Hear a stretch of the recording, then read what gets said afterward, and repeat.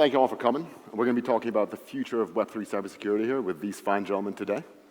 Does it make sense to take maybe 2 minutes to introduce ourselves, let the people know who we are and why we are entitled to talk about this at all? Okay, the sound is good, yes. Hello everybody, great to be here. My name is Krum, I'm Krum Pashov, founder of Pashov Audit Group. We have been doing team audits, auditing some of the best protocols in the space. We have done over 300 audits for projects like Aave, like Lido, like Athena, some of the biggest names in the space. And we're here to do even more security, collaboratively, together. Hello, I'm Marco Hextor. I worked as an offensive security researcher for like 5 to 7 years in Web2 security, but most working for government or contractors with corporations. But I actually came from Bitcoin before, where I even contributed a little bit to Bitcoin Core, but non-consensus code at the time. Then I went to this offensive security research side that was not very well developed in Web3. At the time, the Web3 didn't even really exist. And in 2023 now, I came back to Ethereum and Web3 and everything else, and I got some bug bounties, started hunting, found some clients, some friends and partners, and have been hopefully bringing this offensive security side that I worked, but for Web3, which I think is somewhat lacking in other parts beyond the smart contracts, or it is going to infrastructure and node code and things like that. That's mostly what I work for.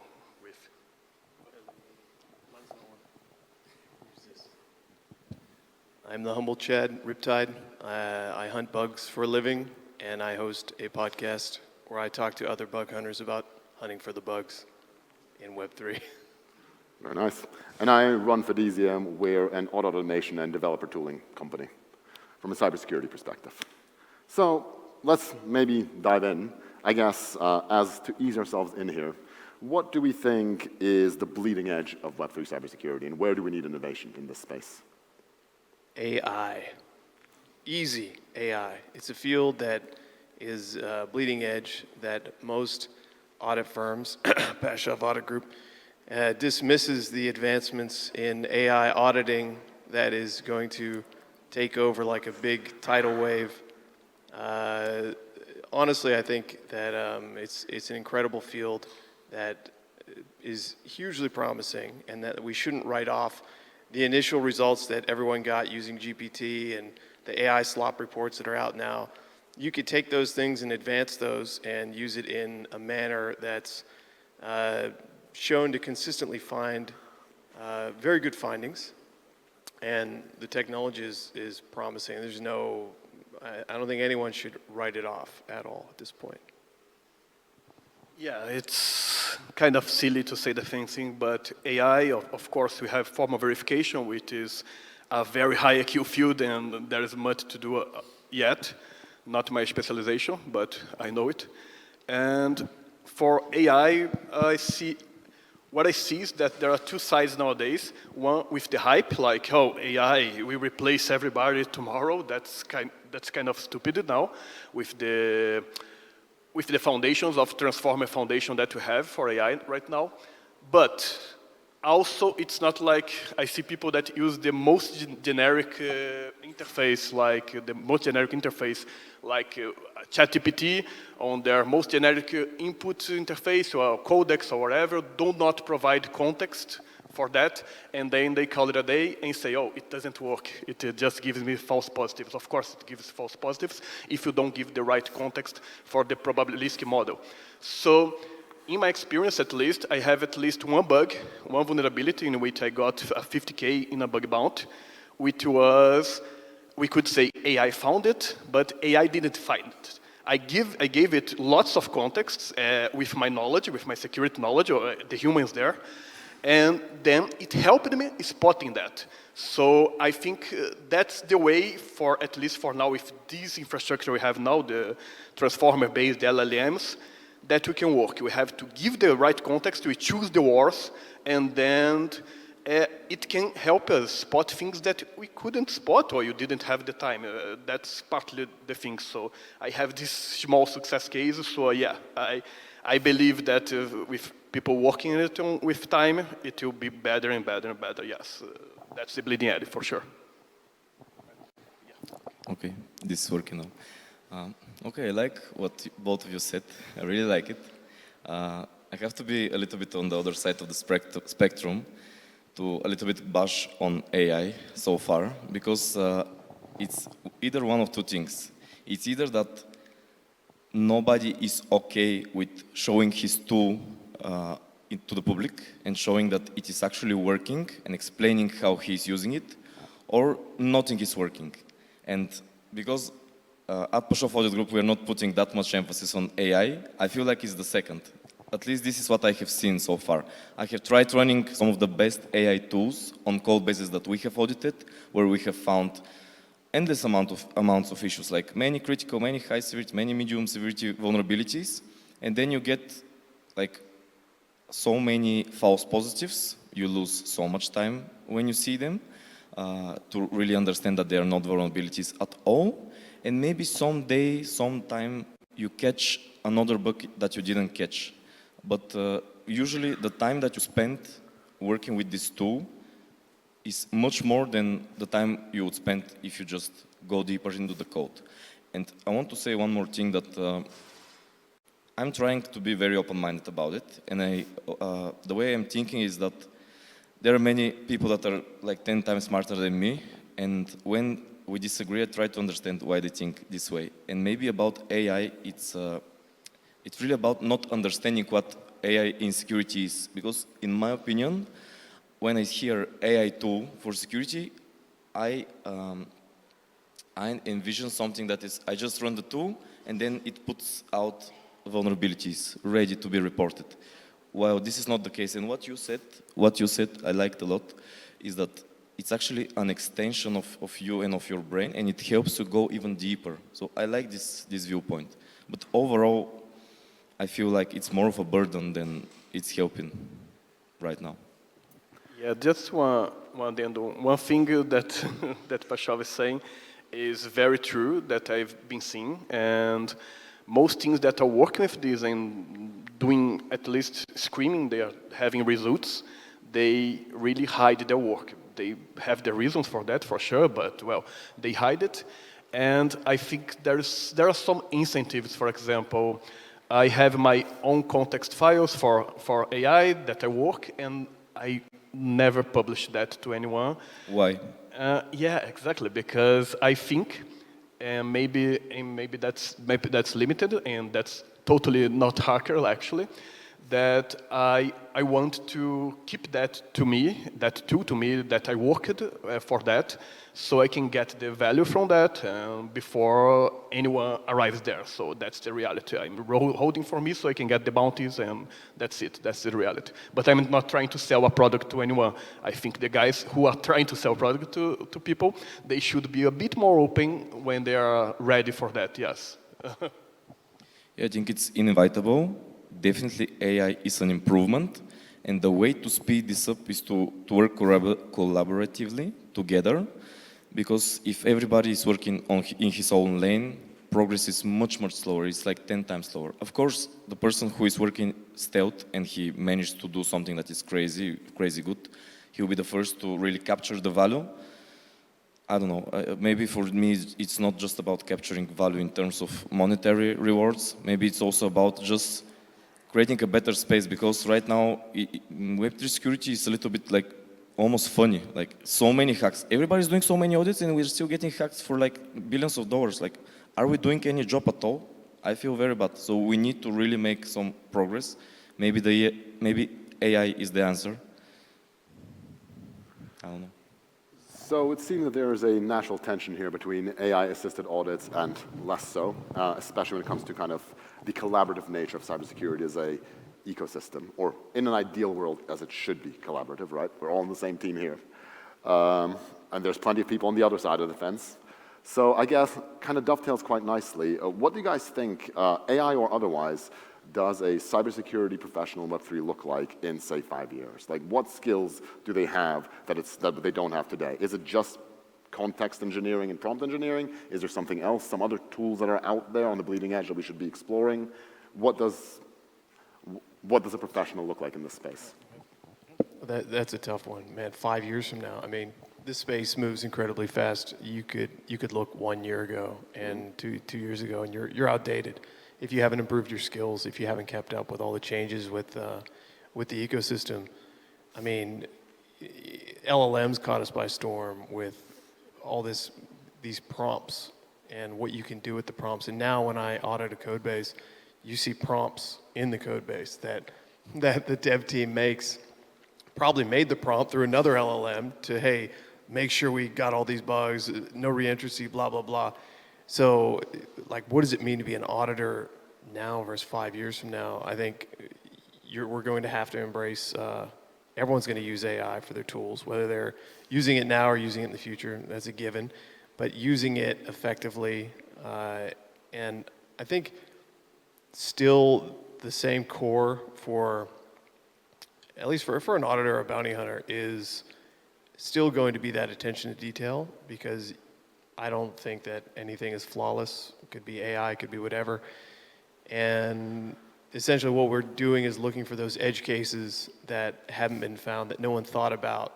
And really that boils down to asking the right questions. It's just like when you make a test suite or you're auditing a test suite, you're kind of looking, and this is a really hard problem to solve, and a question to ask to the protocol team is like, well, how do you know that you're doing all the right tests? Have you tested every possible scenario that could exist out there? And they may only approach this from a developer mindset, not an adversarial mindset, which is kind of the flaw in why, if you don't have a dev that's been on both sides, they can't kind of think that way like a hacker. And so you need to come in and be able to see those different scenarios and run those kind of tests. So it's about having that hacker mindset now or 5 years from now. That'll still be key. If you don't have it, you don't have it. And then you have to evolve with the ecosystem, evolve with the tools, and whatever those tools may be. Yeah, I like the part that you say that the hacker mindset will still be useful there. And I mean, 5 years, I said, is a huge time nowadays, at least for what we're developing now. And even the model that you use for AI may have changed a bit, because the big brain guys in AI are trying to scale new types of architectures beyond transformers, symbolic stuff. And I mean, don't ask me all details, I really wouldn't be able to answer. But there are other foundations to build what we call AI beyond LLMs. So in 5 years that may come and may bring new results. But for a security professional, what I see, and well, let's extrapolate 5 years, but we never know, is that yes, the mindset is very important, because as I said before today, I think that we still choose the wars. We choose the wars, and the LLMs, they help us with breadth mostly, but I think it's not even 5 years, it's now. I think any good security researcher will have to incorporate AI, LLMs, it is, in their work one way or another, be it for trying to find vulnerabilities. It's harder nowadays, it gets too much work yet. But at least for breadth, for example, if you are researching a code base, it excels a lot in helping you understand your code base faster, knowing where to look. Of course, you sometimes, I saw a tweet in another day for another researcher who said like, oh, AI doesn't work if you have to double check its work. No, it's not like that. I mean, you have a junior, or you have a junior developer or something. Sometimes you have to double check their work, but they are still useful. So if you at least can decrease the space in which you have to check things, that's already an improvement. So at least for this, AI will have to be with a security researcher, but the hacker mindset and the offensive mindset will be essential, especially even for questioning these new tools? How can we attack these new tools? How can we prompt inject the tools that are verifying the contracts? Because I think there will be lots of research on this side, even on more advanced things like state actors, poisoning models, and making them trigger for being more explaining. Imagine, for example, it's just an analogy, but imagine, for example, that guy in the movies that hears an word, and then he knows that he must kill the president. That's a dumb example, but it's just an analogy. Imagine if state actors with years in AI getting more and more used, they can start to poison some of these models and the training data for these models, and we never know where can we get with that. So we may have models in the future that we can't even totally trust. So that's another reason why open sourcing the models and our practices is also cool. So yeah, I think that mostly defines what I am to do as a security professional, but that may change next year, who knows. Okay, very interesting points. I want to give a little bit more judgment to the AI as well, to think of the constraints, because at least in my brain, for now I'm thinking the constraint is that it just doesn't give good results. Whereas you say, no, it works, actually we are finding bugs. Okay, this is starting to happen, this is great progress, but let's think about other constraints as well, which are time. How much time does it take you to run it? Because with some tools it's a lot. And how much time does it take you to check the false positive and stuff? And also money, of course, because those are the biggest constraints. Maybe you can have a model that will really do a great audit, but if it costs like $200,000, it's still not viable. And from what I have seen, while AI has been improving, it's also becoming more expensive kind of to run it because it's more complex, it needs more computational power. So there are many constraints that you need to solve for. Still, let's get back on the question that you asked pretty much about the AI auditor in 5 years, which is a very interesting topic. And myself, as a founder of a security company, I would love to work with somebody who is like 50% Web3 security, 50% AI, and he's an auditor, and he's very ready to push himself just to do like AI audits, but kind of he does the audit, kind of the AI, not fully. This is an interesting approach. So this is the way both AI needs to improve, but also the auditors need to improve, mostly on working with the AI, because the attack vectors are finite. We can count all the attack vectors. How many are there? Like 200, 300? Then we need to combine them together. But AI can really help with this, I agree. Still, we need to fight with the constraints. Money, time, this is very important. And whoever is building in AI, you have to really think about those constraints. Very important.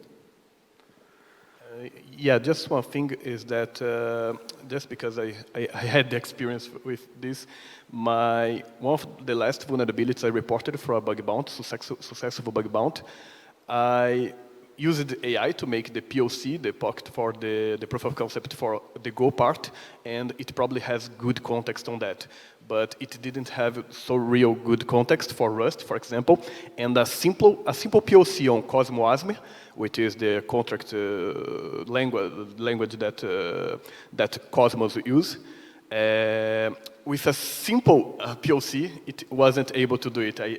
I spent some time on that, and then I got the code and code that in like 13 minutes.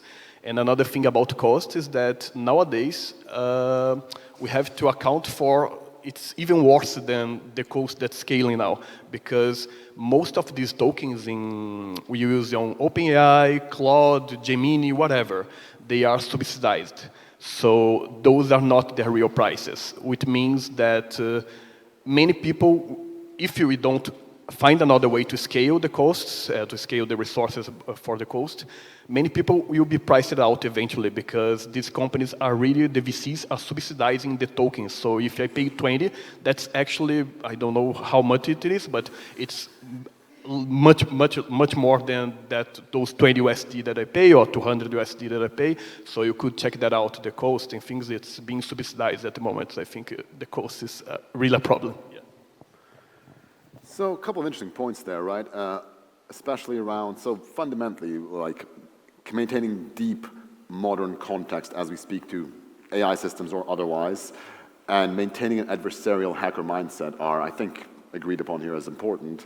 And as we all know, most of the counterparties, or a significant percentage of the counterparties, are sophisticated government-backed entities with functionally bottomless coffers. Wherever we all may have come from, we are now no longer on the adversarial side of the coin. How do we maintain an edge and maintain a modern take on an adversarial mindset and understanding of emergent threats that are out there in the face of evolving, increasingly more sophisticated risks? And what steps do protocols need to take to mitigate this as well? I'll take this one. We talked about this earlier on the panel, but we discussed having like a total ecosystem security, and I think this is what Web3 firms that do security audits need to transform into, is a comprehensive security suite that's offered. It's you, man. They need to do Web 2, Web 3, and physical testing as well, like check the doors and locks of the dev, make sure everything's good. He's got the private key. You know, he's part of the multi-sig. He should not be mixing and matching that laptop with his private life and your work life. It's just like, it's crazy. We need to... OPSEC. Major OPSEC, operational security. So we need to do a total comprehensive security wrap-up by audit companies as a service. And I think it needs to be ongoing. We need to abandon the audit cycle. We need to lock in and say, protocol, engage with me. This is going to be us. We're going to review every Git commit. We're going to review every proxy upgrade, simulate everything. The whole cycle needs to be encapsulated just under like one provider. These offerings will be the future, I think, of Web3 security. I agree. I feel like operational security audits should be faster to come to market and should become, every company should be doing this before even we get to great AI toolings. Like OPSEC should come first, definitely, because it's a bigger pain right now. We just had the $1.5 billion hack, and it wasn't because we didn't have AI toolings. It was because OPSEC is so under-diminished, nobody really thinks about it. So very good point.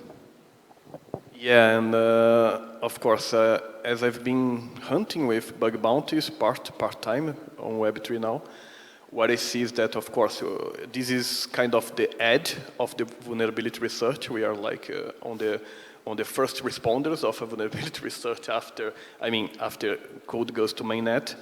And what I see is that this has a limit, of course, because I come from offensive security. I worked with red teams in which we use it to do very comprehensive security analysis. So some clients wanted physical attacks too. There are guys that are more specialized in this. I have some knowledge, but I'm not the most specialized. And we had a team, a very comprehensive team, using lockpicks, drones, everything that we had at our disposal to really try to compromise a company. Of course, not all companies want that. Some companies want just to check their code or something. And what I have come to learn is that the more you harden your code, and I think that's important for Web3 right now, the more you harden your code, and the guys are hardening the code, like with Pashov, Audit Security has been doing, the more you harden your code, the more interesting your OPSEC becomes. But the more you harden your OPSEC, the more interesting your loved ones, your family members, your friends become.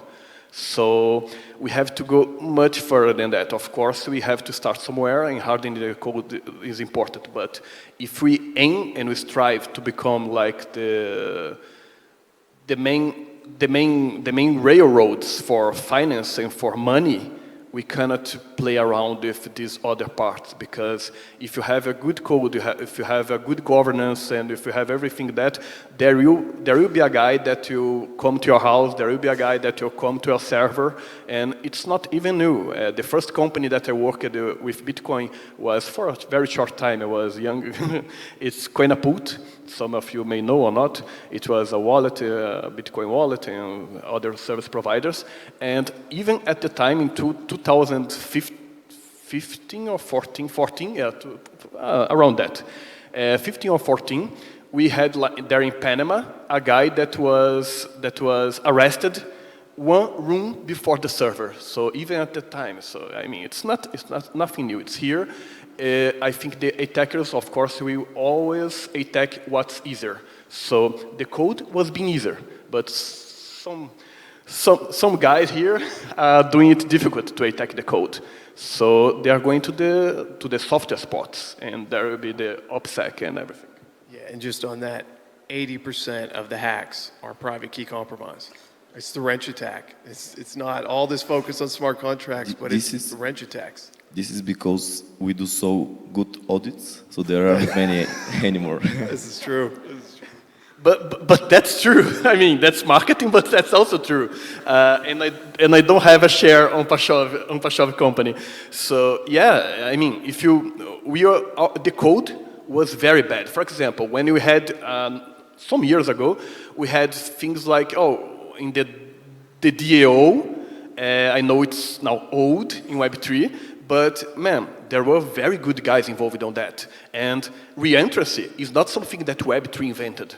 Reentrancy is already a problem in distributed computing since always. So they didn't spot that. So what I mean is, software was not as good as it's now. Now it's getting very hard, and that's real. So they will go for your private keys, they will go for whatever, they will go for your modem, man. That's the truth. And criminals will do anything to get millions or billions. Look at the values you are moving. We are moving lots of money. So, an interesting take, obviously, around kind of full spectrum continuous security, right? And one I agree with wholeheartedly, right?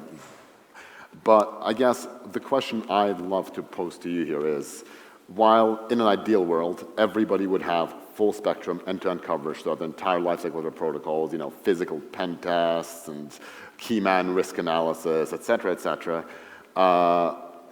let's say 80% of the protocols and businesses in the ecosystem are startups that don't quite have the funds for those kinds of security analyses. So what would you say is an 80-20? Well, what would you suggest a person building in this space focuses on, given that they probably cannot afford, red team, blue team against their office building? Well, ultimately, it comes down to the discipline of the person, the protocol team, because everyone knows what they should be doing. Mm-hmm. And there's a lot you could be doing that doesn't require any funds. Proper OPSEC doesn't require any funds. Just separate everything. So it's about the discipline of people doing that, and the flaw we're always going to have is that this is a permissionless system, and that 17-year-old kid can launch whatever he wants, and that's going to get TVL, and he doesn't know what he's doing as far as security goes, or any of these rules can all be broken by him, and people are still going to flock to that DeFi protocol or whatever. So you're always going to have these issues. So I think 80-20, like realistically, what someone should do with sound mind and a limited budget and time is, the rule right now is what? Pashov, 3 audits? Is that what they say? 3 audits is not enough. 3 audits, at least 10. Enough. Only 1 Pashov audit is enough. I would say that definitely get peer reviewed by devs. This is free. You should have devs in the space that you work with. Get peer reviewed by them. They'll check your code for free. Even put out, a little bounty for them to check it out, $1,000 or something like that. Hey, look over my code. All this could be done pre-audit mafia. You can use your AI tools, anything you want. So at least cover the minimum bases. Don't be an idiot with hot wallets. Don't have your front end compromised. Just basic things. I think we can almost get there. I think good advice. Also, if you are money constrained, you have to be more creative. So think creatively about where to find people that they're not just about money, so they would help you even if you do not pay them, just so that you can be friends or that they get fulfillment of helping people or whatever. There are many people like this. I think many are sitting here right next to me. So yeah, just ask them. Probably they can do some very short and small security checkup, give you some advice, give you some videos to watch, books to read or whatever. And maybe just start with a small solo audit from a new up-and-coming auditor who is actually well proven but does not charge too much. I think this can give you great results for very little resources. Yeah, I agree. I agree with both of you guys, of course. Those are very reasonable and correct points. So what I could add is that, bro, you have to learn too. I mean, when we have a technical founder that needs to sell, what do you tell him? You tell him or her, what do you tell? Is either you learn to sell enough to be able to sell your companies, your product or whatever, or you find a person to sell it, or you find a founder that will sell it, some things. So I think that applies for security. If you're working with money, and very liquid money, more liquid than any bank, I mean, it is just a private key, a string, some bytes that will move millions. You have to learn and the minimum operational security for your life. We still see in 2025, we see founders with millions on a hot wallet on their laptop where they watch whatever, they download all the games they want there, they download all the movies they want from torrent, and they have millions there. I mean, that's not North Korea, man. That's your stupidity. Because if you lose millions on a computer with a hot wallet, that's the problem. The problem starts there. Okay, you got exploited. That's bad. We can't. We have to take the criminals anyway. But you have a responsibility. So I think summarizing this is that you have to learn. If you are just a scrappy founder, you have to learn. You have to learn design. You have to learn everything. Why not security? It's not impossible. Our work is not. I mean, you don't need to get to the top of being a security professional to do the basic work. So at least you'll be miles ahead of many of the things. And that's what saves you sometimes. Okay, you may be hacked because of you may have bad luck, but if you are better than the other people and your hot wallet, you are not with a hot wallet on your laptop, you have multi-sig or whatever makes sense for your operational security and for your security threat model, that's it. You have to learn or find people to do it. Like everything else, I think security is not that much of a mystery here. I think it's just part of the business nowadays. So a couple of interesting things came out there, right? So I think one thing that got touched on is the fact that ultimately we are moving billions of dollars down these rails that we're building. And security obviously is an important aspect thereof. And we, to some extent, have to have the best people on it, right? If we want to be this new economic system. So the question I have is, given that hype cycles come and go, and right now there's not a hype cycle, how do we attract and retain the best people in the world to do this job and outcompete AI, traditional cybersecurity, quantum compute, you name it? How do we do it? Two ways. Money, which always incentivizes everyone, and the promise of being on the frontier, that drives a lot of people. Remember when the internet came out and a bunch of geeks I'm old. A bunch of geeks started riding that wave because it was something really cool, something they could just dig their hands into. No one had to tell them, you know, they couldn't do this, like it was free, it was open. This is even more free and open, Web3. And so I think just by continuing to build in an open and decentralized manner like what Ethereum's doing and keeping it permissionless, keeping it distributed, decentralized, brings in people that believe in the ideals behind it, in kind of the cyberpunk aspects behind it, and the fact that it makes the whole world, this whole online space, a meritocracy. And that will pull in the best and the brightest who know that they can succeed without being held down maybe in their host nation by nepotism or class or any of those things that applied there, they don't apply here. I think when people see that, we'll naturally pull in the best and the brightest. Instead of going to Wall Street and maybe AI, they come to crypto instead and apply their talents. And they should be able to make as much money as they want to make, to be honest. Yes, I agree 100%. I think those are the main two things. Basically, great incentives, monetary incentives. People want to live a good life. People want to feel successful. And also, it has to be very interesting. It has to be exciting. Like, this is one thing I like about AI. It's both kind of scary. It's also very exciting. It's like the new thing. It's so interesting. The majority of smart people are going into that direction. And everybody wants to work with the smart people. So it's mostly about having the funds and making something really interesting, really innovative. Yeah, that's it. Money is the baseline. It's important because after you reach some level in expertise in most technical fields, the money is kind of guaranteed, but you have at least to offer the money. There is no way around it. And I hate those guys that say like, oh, no, people will work for love. And no, they won't. They will work for money because money helps them with the things they love to. But then you have to guarantee that our technology and our developments are really at the frontier, because I see that attracts lots of new minds. For example, I came back, actually, but I came back to this new Web3 security that was all developed before I came back. Because at first it was not, and it started around 2020, 2021. I think it started developing more of a security mindset on Web3 with Code Arena and Immunify, all these things. And when I did this move, of course, it was the money, but also a money that I can have with more freedom. Because my kinds of work, contracts and things may bring some golden shackles too. So also the recognition of this open arena. So also giving people recognition, because recognition actually what it means independence.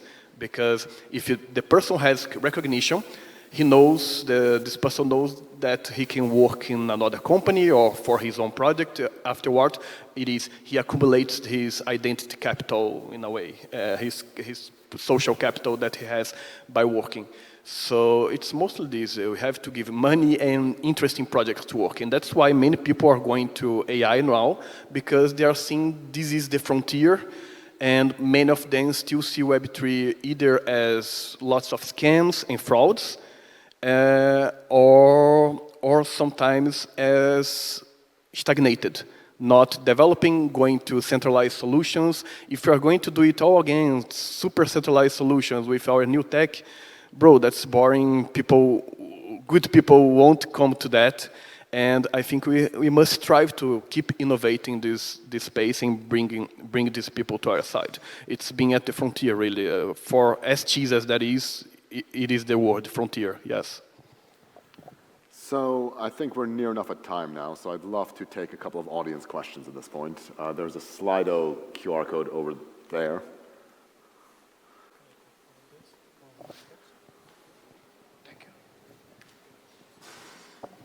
Yes, thank you so much, gentlemen, for this wonderful panel. Now, there is actually so far one question that came in. Thank you for keeping some time for that. So the question is this one.